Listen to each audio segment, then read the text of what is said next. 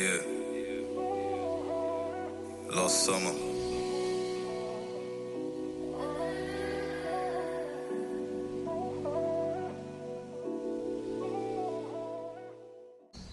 By the time you watch this, 2020 will be a thing of the past. In today's video, I'm sharing with you all I'm resolving to do and not to do with my hair in 2021, with the aim of giving you some ideas for your own new hair's resolutions. Hello and welcome to Naturally High, the channel that helps you grow your 4A, 4B and especially for C hair to longer lengths. Those of you who are long-time followers will know that in 2018 I discovered rope twists and instantly fell in love with their longevity. They almost remain perpetually neat.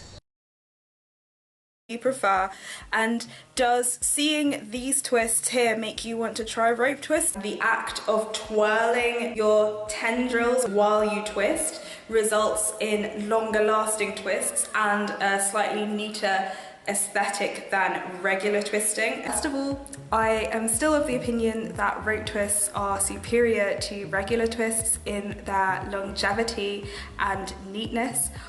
Unfortunately, recent research has shown that twirling of hair strands can lead to cracks within the hair fibres, which can propagate and lead to premature breakage. And premature breakage is essentially breakage that occurs under less force than usual. Think you're just styling your hair, you're touching it, and all of a sudden it ruptures and it falls to the floor.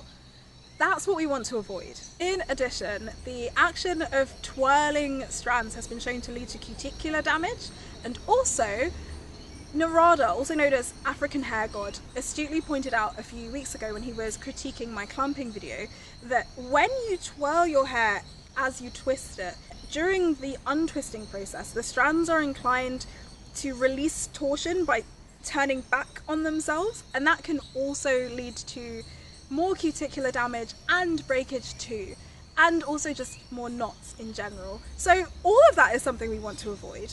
This is a difficult decision for me to make because literally everything we do to our hair shortens its lifespan in one way or another. However, moving forward, I'm resolving to resist the temptation to twirl my strands as I twist them. I will be veering more towards styles like regular twists, loose twists, regular plaits and loose plaits as much as possible, and then when I do wear my hair in clumps, there'll be clumps formed from plaits instead of rope twists. In addition, based on a study conducted last year, it has been hypothesized that high molecular weight proteins can temporarily fill the cracks in damaged hair, while low molecular weight proteins can penetrate into the cuticle and swell the hair fibres, making them look thicker. So if you have an issue with hair looking thin or hair breaking easily, then you may benefit from protein treatments. However, this latest study is subject to a major limitation, which is that all of the protein research was conducted on relaxer damaged hair and not natural hair.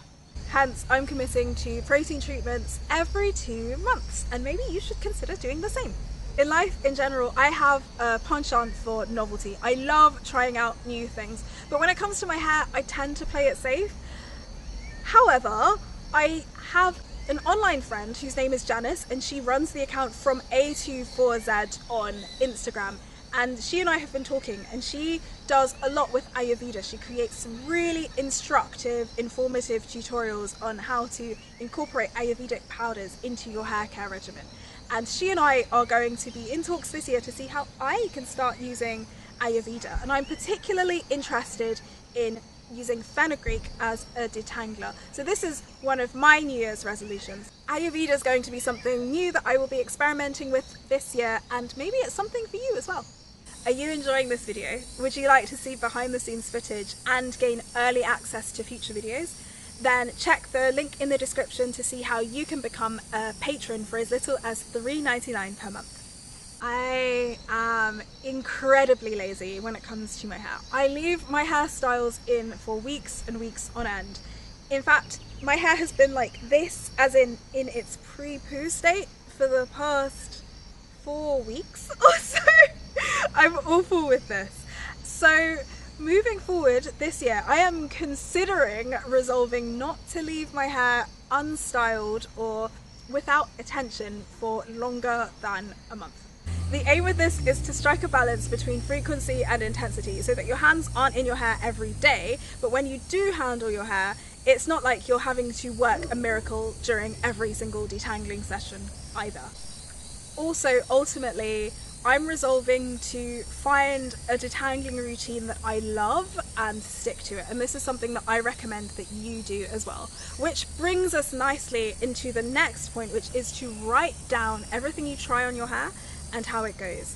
So Janice, again, recommends that you try new things on your hair, but just tweak little things. So don't change your entire routine, just change one thing, make a note of what that change was, and then catalogue the results over time, as opposed to making radical changes which would make it really difficult to trace the results back to a specific action.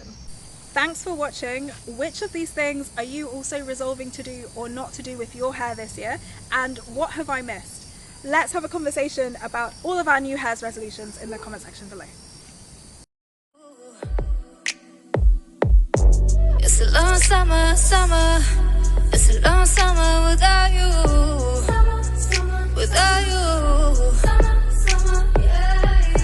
It's a long summer, it's a long summer without you.